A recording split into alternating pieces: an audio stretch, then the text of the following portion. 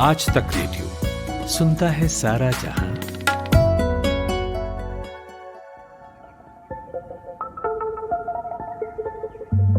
नमस्कार, ये है आज तक रेडियो और मैं हूं कुलदीप मिश्र और आप सुन रहे हैं किसी एक टॉपिक पर हमारी डिटेल्ड बातचीत का पॉडकास्ट, जिसको हम कहते हैं पॉड खास।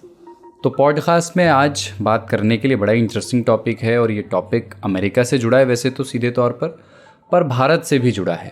अमेरिका में राष्ट्रपति चुनाव होने हैं। आप जानते हैं कि एक तरफ रिपब्लिकन कैंडिडेट और मौजूदा प्रेसिडेंट डोनाल्ड ट्रंप हैं और दूसरी तरफ हैं उनको चुनौती दे रहे डेमोक्रेट पार्टी के उम्मीदवार जो बाइडेन।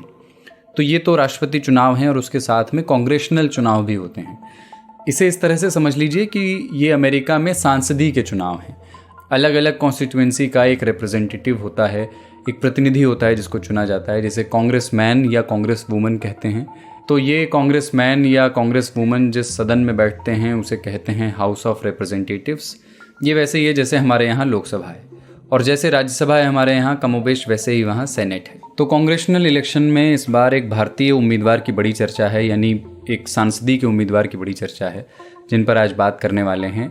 और उन उम्मीदवार के साथ अमेरिकी चुनाव में राष्ट्रीय स्वयंसेवक संघ और हिंदुत्व की भी चर्चा हो रही है। वो क्यों हो रही है और अमेरिका में भारतीय जनता पार्टी का मातृ संगठन आरएसएस का अस्तित्व कैसा है और उसकी भूमिका वहाँ क्या है, उसका रोल क्या है, इन सब सवालों पर आज बात करेंगे। मेरे साथ हैं प्रोफेसर मुक्तदर खान, जो कि बहुत दूर से हमसे जुड़े हैं। टाइम डिफरेंस 9:30 घंटे का है हमारे बीच और अभी जब मैं बात कर रहा हूँ तो दिल्ली में सुबह हो रही है और वहाँ देर रात हो रही है। प्रोफेसर मुक्तदर खान अमेरिका की यूनिवर्सिटी ऑफ डेलावेयर में प्रोफेसर हैं और एज अ पॉलिटिकल साइंटिस्ट अपना मकाम रखते हैं। दुनिया के तमाम पॉलिटिकल मसलों पर उनकी नज़र रहती है, उन पर अपनी राय वो जाहिर करते हैं। तो प्रोफेसर मुक्तदर खान, पहले तो थैंक यू, आपने टाइम दिया। और जैसा हम पहले बात कर रहे थे कि अमेरिका में जो इंडियन डायस्पोरा है, जो भारतीय समुदाय अमेरिका में रहता है, उसके बीच इस दौरान एक कैंडिडेट की बड़ी चर्चाएं हैं और ये कैंडिडेट हैं श्री प्रेस्टन कुलकर्णी, जो टेक्सास के कांग्रेशनल डिस्ट्रिक्ट से इलेक्शन लड़ रहे हैं। डेमोक्रेट पार्टी के वो उम्मीदवार हैं। श्री प्रेस्टन कुलकर्णी, ये उनका नाम है। मैं इसमें श्री अपनी तरफ से नहीं लगा रहा हूँ, ये उनका नाम है।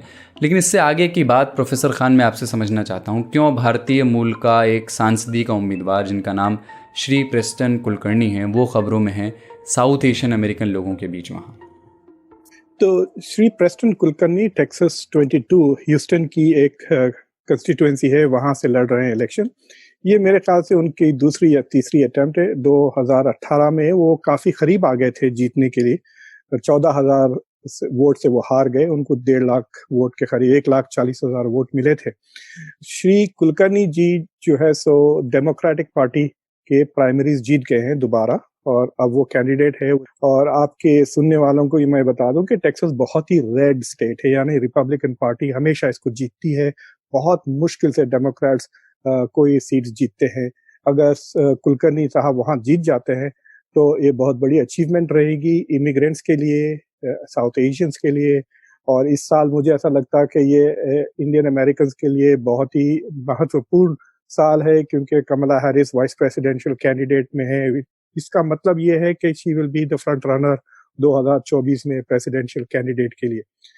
लेकिन एक अजीब सी वाकया पेश आ रहा है कि जो कुलकर्णी साहब को 2018 में जो मुसलमान थे ह्यूस्टन के, उन्होंने पूरी तरह से सपोर्ट किया था। और यहाँ पर फिल वक्त अमेरिका में सारे मुस्लिम्स, सारे immigrants except Indian American community की जो छोटा सा प्रो मोदी प्रो ट्रम्प तबका है, उनके अलावा बाकी सब जो है सो वो डेमोक्रेट्स को सपोर्ट कर रहे हैं। लेकिन अब एक कॉन्फ्लिक्ट ऐसी शुरू हो गई है यहाँ पर, जिसके तहत बाज इंडियन अमेरिकन मुस्लिम्स ये कह रहे हैं कि कुलकर्णी साहब जो है सो जो HSS है, यानी हिंदू स्वयंसेवक संघ, यानी RSS का जो अमेरिकन ब्रांच है, उसके वो बहुत डिपेंडेंट है, उसकी फंडिंग बहुत लेते हैं। 2018 में उनको हिंदू अमेरिकन पैक से तकरीबन $40,000 मिले थे। इस साल ऑलरेडी वो $10,000 ले चुके हैं उनसे। तो ये कहना है कि ये थ्योरी, मतलब इसका मैं आपको सबूत तो नहीं पेश कर सकता हूँ, लेकिन जो नैरेटिव पैदा हो गया है वो ये है कि जो राष्ट्रीय RSS और प्रो मोदी जो लॉबी है वो बेसिकली सैफ्रनाइज करने की कोशिश कर रही है अमेरिकन पॉलिटिक्स को और अमेरिकन कांग्रेस को।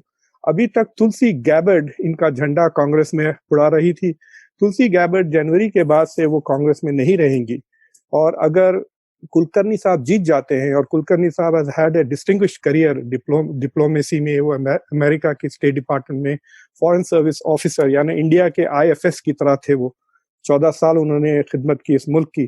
तो अगर वो कांग्रेस में पहुंच जाते हैं तो वो जरूरी, मतलब ये लाजिम है कि वो फॉरेन अफेयर्स कमेटी में होंगे। और यहाँ पर जो लोग ह्यूमन राइट्स एक्टिविस्ट हैं, जो इंडिया में कश्मीर में जो लॉकडाउन है उसके खिलाफ जो आंदोलन यहाँ पे चला रहे हैं, उनका ये डर है कि कुलकर्णी साहब एसेंशियली कांग्रेस में कवर प्रोवाइड करेंगे, पॉलिटिकल कवर मोदी जी को और बीजेपी को। तो ये डर है। तो उसमें ये हो गया है कि जो लोग चाहते हैं कि ट्रंप और ट्रंप के एनेबलर्स यानी जो रिपब्लिकन पार्टी है उसको हराने की कोशिश करें, वो चाह रहे हैं कुलकर्णी साहब को सपोर्ट करें। और इंडियन मुस्लिम्स ये कह रहे हैं कि जब तक ये बात वादे नहीं हो जाती कि कुलकर्णी साहब आरएसएस की आइडियोलॉजी के खिलाफ हैं, और वो खुद अपने, मतलब वो अपने शब्दों से ये नहीं कहते कि मैं आरएसएस के खिलाफ हूँ, आई डू नॉट सपोर्ट, जिस तरह से मैं रेसिज्म और एंटीसेमिटिज्म के खिलाफ हूँ उस तरह से मैं इस्लामोफोबिया के भी खिलाफ हूँ। वो इस्लामोफोबिया के खिलाफ तो जनरल कमेंट्स करते हैं, लेकिन इंडिया के कॉन्टेक्स्ट में अभी तक उन्होंने ये बात नहीं की। तो ये कंट्रोवर्सी चल रही है। उन्होंने वाइट सुप्रीमेसी के खिलाफ बोला है, पर क्या कभी हिंदू नेशनलिज्म के बारे में कुछ बोला है? मतलब मैं टिपिकल आरएसएस हाँ, तो पर कोई कमेंट किया या नहीं किया, पर क्या हिंदू नहीं, नेशनलिज्म पे? उन्होंने पब्लिक में इस्लामोफोबिया को भी कंडेम किया है। और अगर आप उनकी फंडिंग सोर्सेस अगर आप देखते हैं तो साफ जाहिर होता है कि वो प्रोग्रेसिव हैं, यानी वो मतलब ऑन द अरब इजरायली मसले पर भी वो जे स्ट्रीट से पैसे लेते हैं, एपैक से नहीं लड़ते। तो साफ जाहिर होता है कि वो टू स्टेट सोल्यूशन के प्रोपोनेंट है, ना कि नेतन्याहू के सपोर्टर। तो हर मसले पर वो प्रोग्रेसिव हैं, लेकिन बस ये एक मसले पर आके उनकी गाड़ी अटक गई है। और ये बात, और मुझे नहीं लगता कि, मेरी उनसे काफी लंबी बातचीत हुई कल, मैं उनसे फोन पे काफी बात की। मेरा एक छोटा मोटा शो है यूट्यूब पर कॉल कॉन्वर्सेशंस। तो मैंने कहा कि भाई खान साहब से आए एक कॉन्वर्सेशन करें, मैं आपको सवाल पूछता हूँ कि आपका क्या ख्याल है आरएसएस के ताल्लुक से, बस उसका जवाब दे दें।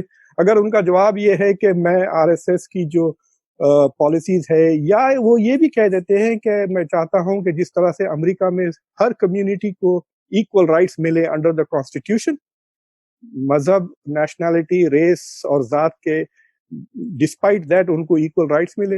अगर वो बात इंडिया के ताल्लुक से भी कर देते कि हम we want to promote equal rights, Muslim हो या हिंदू हो, क्रिश्चियन हो या सिख हो, तो भी it will go a long distance.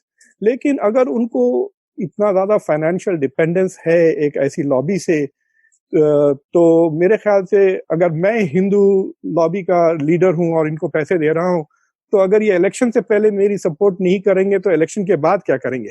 तो आई थिंक वो फंस गए हैं कैच 22 में। उनको उस लॉबी से पैसा तो जरूर मिल रहा है, सपोर्ट भी मिल रहा है। और दूसरी बात है, कुलकर्णी साहब एक गरीब बैकग्राउंड से आते हैं। उनके वालिद साहब का जल्दी इंतकाल हो गया था, ही सपोर्टेड हिज फैमिली। तो मुझे लगता कि उनको इंडियन कम्युनिटी से काफी मदद मिली ग्रोइंग अप, और वहां पे तो जरूरत थी शायद, मतलब आई एम स्पेकुलेटिंग, उनको सियासत का कोई मसला नहीं था।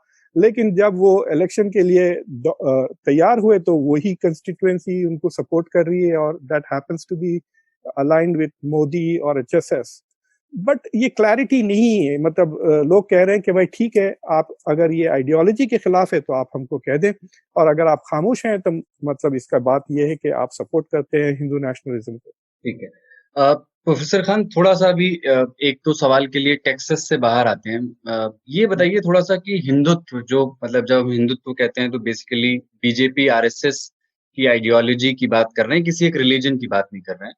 हिंदुत्व एक पॉलिटिकल फोर्स, एक विचार की बात जब हम करें तो उसका यूएसए में अभी तक हिस्ट्री क्या रहा है, उसका रोल क्या रहा है, कोशिशें क्या रही हैं एक पॉलिटिकल ताकत के तौर पर? देखिए, मुझे लगता है कि जो जो जिस तरह से मिसाल के तौर पे मुस्लिम अमेरिकन एक्टिविज्म या इवन पाकिस्तानी अमेरिकन एक्टिविज्म काफी प्रोमिनेंट है अमेरिका में, उस तरह से हिंदू एक्टिविज्म उतना विजिबल नहीं था।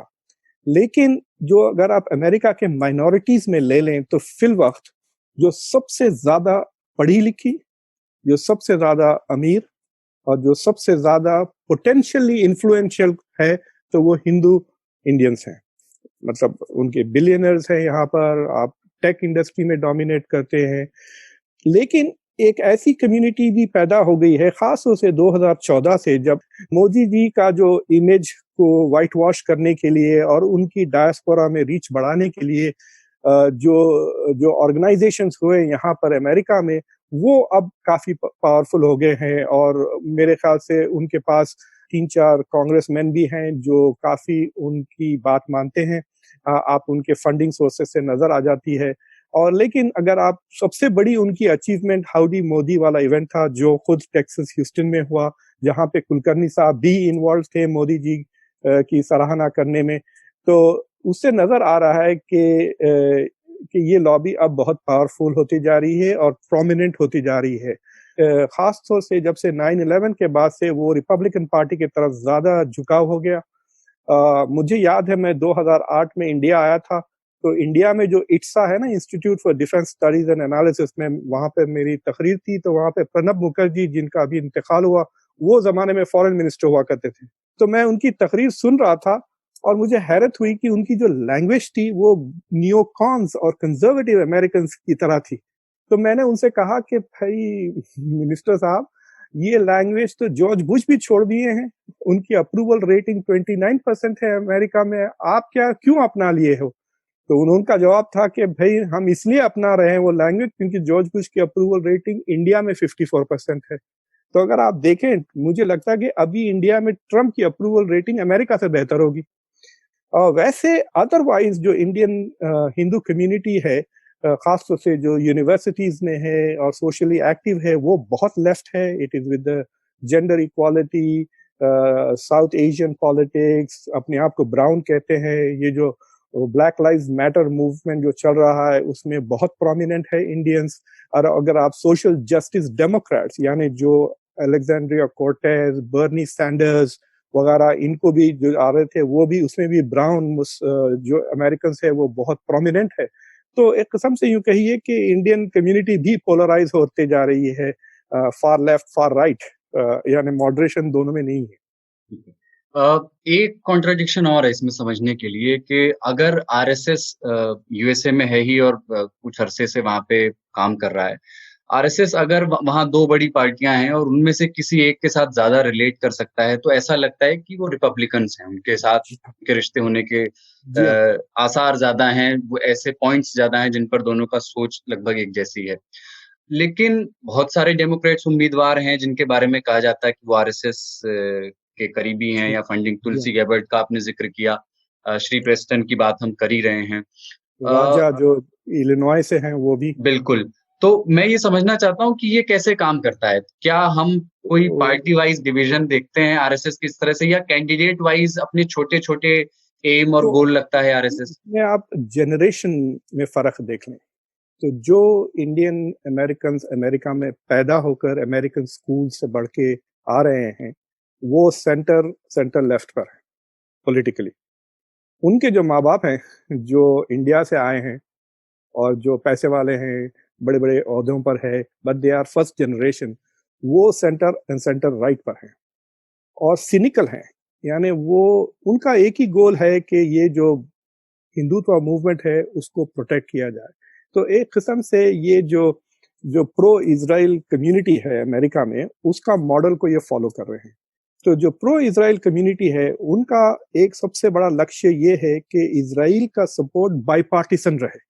यानी आप रिपब्लिकन हो सकते हो, आप डेमोक्रेट हो सकते हो, हर मसले पर आप डिसएग्री कर ले, लेकिन इजराइल के सपोर्ट पे आप डिसएग्री ना करें। ये उनकी ताकत है, ये इनका गोल है, जो अभी थोड़ा वीक हुआ है। लेकिन अगर आप देखें बाइडेन और ट्रंप में उतना फर्क नहीं है इजराइल के मसले पर जितना दूसरे मसाइल पर है।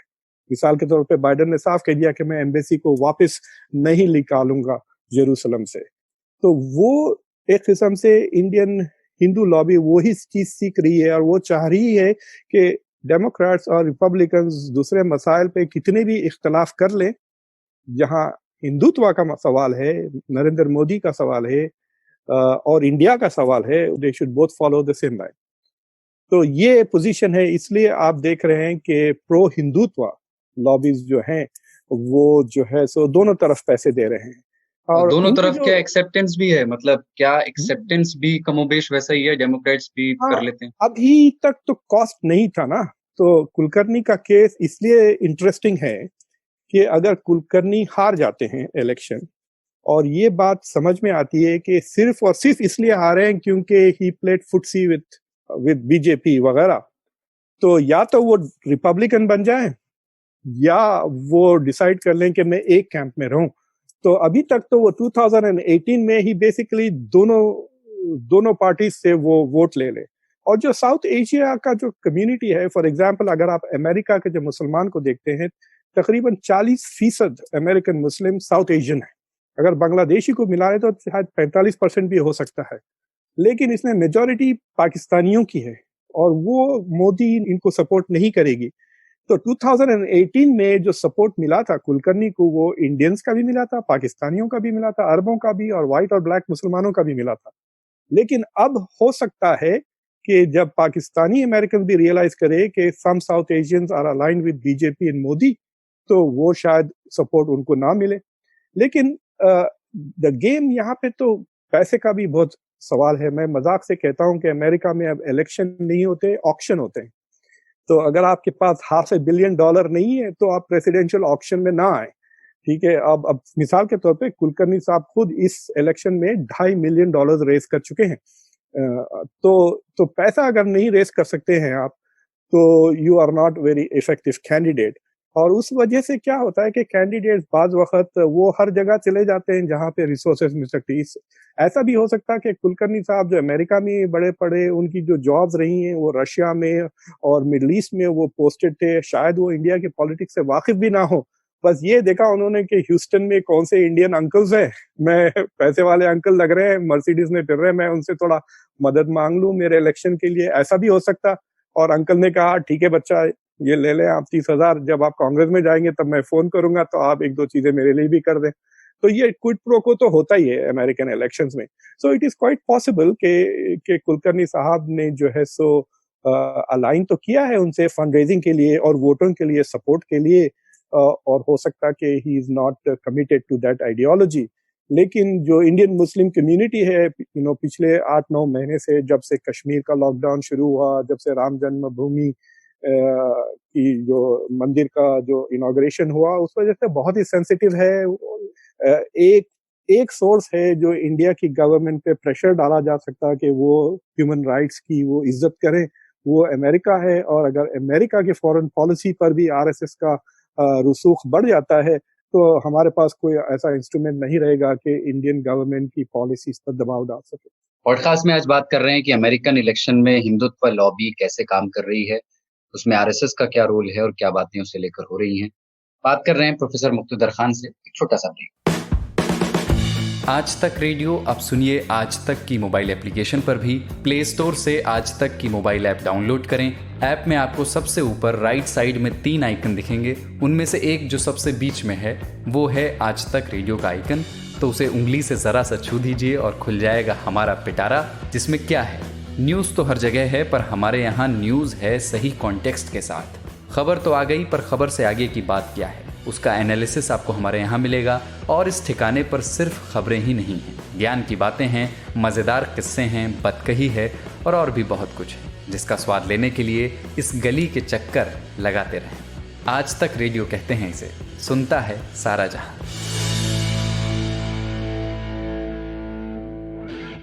आज तक रेडियो पर आप सुन रहे हैं पॉडकास्ट। प्रोफेसर मुक्तदर खान से आज बात कर रहे हैं, जो पॉलिटिकल साइंटिस्ट हैं और अमेरिका की यूनिवर्सिटी ऑफ डेलावेयर में प्रोफेसर हैं, हैदराबाद के रहने वाले हैं। उनसे हम बात कर रहे हैं। अगला सवाल मेरा इसी से जुड़ा था, मतलब क्योंकि हम डिस्कस कर रहे हैं तो और आगे की बात भी करते हैं कि आपने कहा कि श्री प्रेस्टन कुलकर्णी का फॉरेन सर्विस में काम करने का अच्छा खासा तजुर्बा है और वो ये चाहते हैं कि वो फॉरेन अफेयर्स कमेटी में रहें अगर वो चुनाव जीतते हैं तो अगर वो रहते हैं तो उनकी पॉलिसी जो फॉरेन पॉलिसी होगी अमेरिका की, खासतौर से इंडियन अमेरिकन रिलेशंस के कॉन्टेक्स्ट में, उसमें जी। क्या चेंजेस आ सकते हैं जो इंडिया के लिए भी रेलेवेंट होंगे और अमेरिका के लिए भी? पहले तो हमको ये जानना चाहिए कि अमेरिका की जो गवर्नमेंट है काफी स्ट्रक्चरली डिवाइडेड है। तो फॉरेन पॉलिसी यूजुअली प्रेसिडेंट के अंडर ज्यादा आती है, कांग्रेस में कम असर है। कांग्रेस पैसे दे सकती है। प्रेसिडेंट ने कहा कि हमारी फॉरेन पॉलिसी है कि इंडिया को चाइना के खिलाफ मजबूत किया जाए। मैं चाहता हूं कि इंडिया को $10 बिलियन के वेपन्स दे दें। ये प्रेसिडेंट कह तो सकते हैं, राइट? लेकिन वो पैसा आएगा कांग्रेस से, तो कांग्रेस में जब तक वोट नहीं मिलेंगे वो पैसे नहीं मिलेंगे। दूसरी चीज यह है कि कांग्रेस में भी दो चेंबर्स हैं, सेनेट और हाउस। और सेनेट का ज्यादा कंट्रोल है फॉरेन पॉलिसी पे, यानी एम्बेसडर्स को जो अपॉइंट करते हैं वो सेनेट कंफर्म करता है। सेनेट में एक सेनेटर एक ट्रीटी को ब्लॉक कर दे सकता है। तो एक चीज तो यह है कि कांग्रेस में उतना पावर नहीं है कि वो फॉरेन पॉलिसी चेंज कर सके, लेकिन वो स्पॉइलर का रोल जरूर प्ले कर सकते हैं। तो मिसाल के तौर पे जो यूनाइटेड स्टेट्स का international commission for religious freedom है, वो एक रिपोर्ट पब्लिश करता है on human rights and religious freedom दुनिया में हर जगह। और स्टेट डिपार्टमेंट भी एक रिपोर्ट अलग से करता है। तो दोनों रिपोर्ट जो 2019 में आए हैं वो इंडिया के काफी क्रिटिकल है ऑन रिलीजियस फ्रीडम इशू। तो जो यूनाइटेड स्टेट्स जो कमीशन है रिलीजियस फ्रीडम, वो रेकमेंड किया है कि स्टेट डिपार्टमेंट इंडिया को लेबल कर दे कि it is a country of particular concern. और अगर वो लेबल स्टेट डिपार्टमेंट लगा देता है इंडिया को, तो हो सकता है इंडिया को एड वगैरह मिले ना मिले, रुक जा सकती है। ये कांग्रेस से हो सकता है। लेकिन अगर आपका बंदा कांग्रेस में बैठा हुआ है तो वो स्टेट डिपार्टमेंट को कह सकता है कि अगर तुमने इंडिया को छेड़ा तो मैं तो तुम्हारा बजट ही रोक दूंगा, तुम्हारे सारे प्रोजेक्ट साउथ एशिया अफ्रीका इधर उधर सब रुक जाएंगे, मैं बजट पास नहीं करूंगा। तो इस तरह की बैलेंस ऑफ पावर चलता है। तो it's a very intricate game कहिए, मतलब जैसा कि आप कहिए कि चेस के मूव्स हैं, उस तरह का ये गेम है।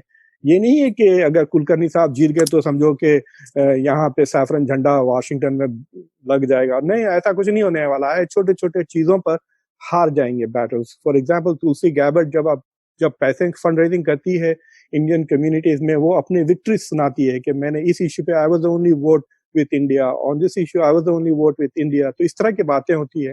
तो उसमें जो इंडिया के मिसाल के तौर पे अगर हम एक रेजोल्यूशन पास करना चाहे कि भाई कश्मीर में कब तक लॉकडाउन रहेगा, कब तक इंटरनेट कनेक्शन इतना लो क्वालिटी का रहेगा, can we improve the human rights in Kashmir, अगर कांग्रेस एक रेजोल्यूशन पास करना चाहे तो उसमें ये अमेंडमेंट्स वगैरह डाल के ब्लॉक भी कर सकते हैं। तो इस तरह से तो दे डोंट वांट के मतलब जो अपोज कर रहा है कुलकर्णी को या क्वेश्चन कर रहा है, वो डरे हुए हैं कि अगर ये जीत जाएंगे तो एक किस्म से उनका इन्फ्लुएंस बढ़ जाएगा। जैसा कि आपने देखा होगा कि इल्हान उमर जो मिनेसोटा से कांग्रेस वुमन है, ऐसा नहीं कि उन्होंने दुनिया बदल दी 2 साल में, लेकिन उनको हराने की इतनी कोशिश की गई क्योंकि शी कैन रेज, एक पल्पिट मिल जाता ना आपको, आप प्रेस कॉन्फ्रेंसेस कर सकते हैं, आपके ट्विटर पे आपका इन्फ्लुएंस बढ़ जाता है, आप कांग्रेस में हियरिंग्स करवा सकते हैं इन पर्टिकुलर डायरेक्शंस। तो इस तरह की चीजें बहुत कर सकते हैं कांग्रेस में। ठीक है। प्रोफेसर खान, आखिरी सवाल ये कि आपने ये बताया कि श्री प्रेस्टन कुलकर्णी ने अभी तक कोई स्टेटमेंट नहीं दिया है आरएसएस पे या हिंदू नेशनलिज्म पर हाल फिलहाल में उनके कुछ साथी पार्टी के डेमोक्रेट्स नेताओं ने आरएसएस की आइडियोलॉजी को क्रिटिसाइज किया है, जिनमें से एक है रो खन्ना और भी कुछ लोग हैं। तो क्या पार्टी ने कोई मैसेज देने की कोशिश की है किसी तरह से, कोई नाम लिए बिना आधे अधूरे कॉन्टेक्स्ट के साथ कि हमारा कोई रिश्ता नहीं है, खुद को अलग करने की कोशिश की? देखिए, डेमोक्रेटिक पार्टी बहुत ही, मतलब अगर आप, मैं एज ए पॉलिटिकल साइंटिस्ट देखता हूँ तो बहुत ही दिलचस्प मकाम पर है।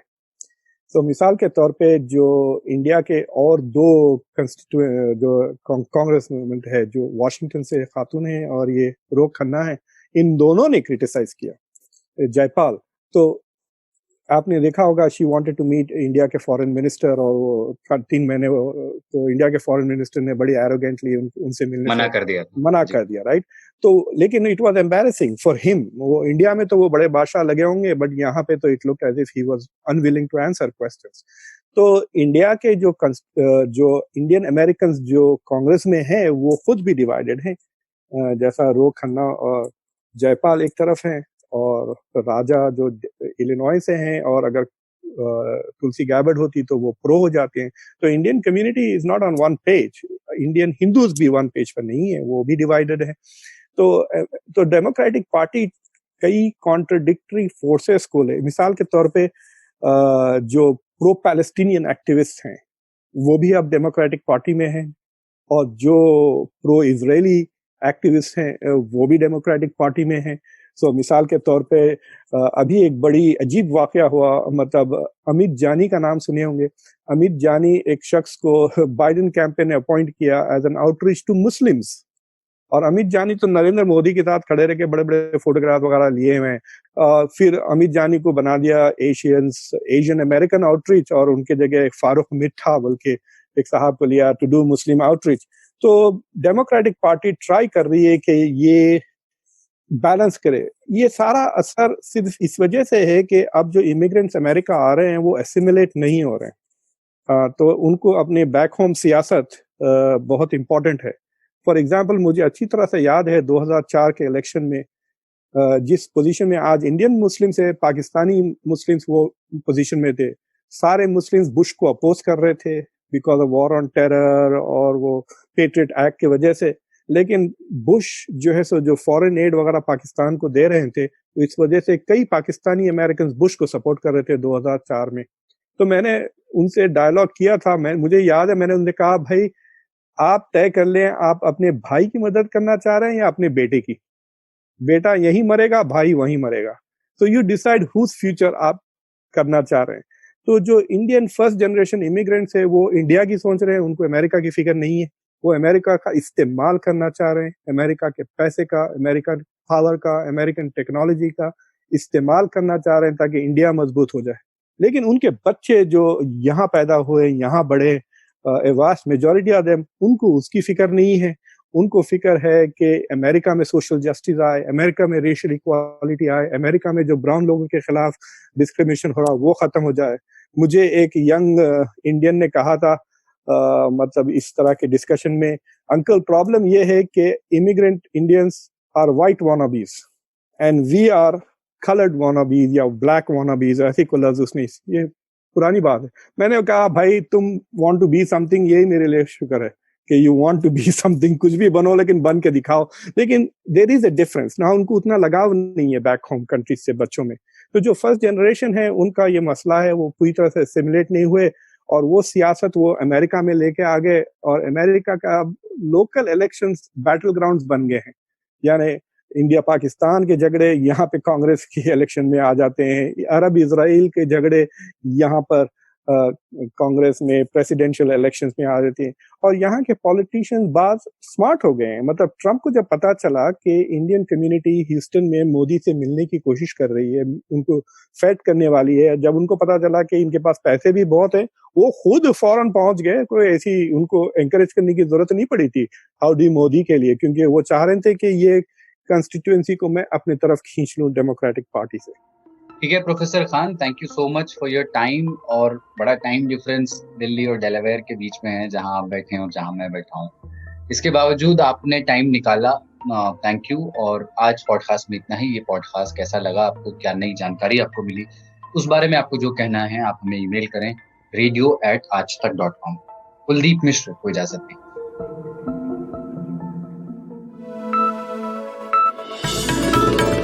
खबरों की हलचल और देश विदेश का मिजाज आप सुन रहे हैं आज तक रेडियो।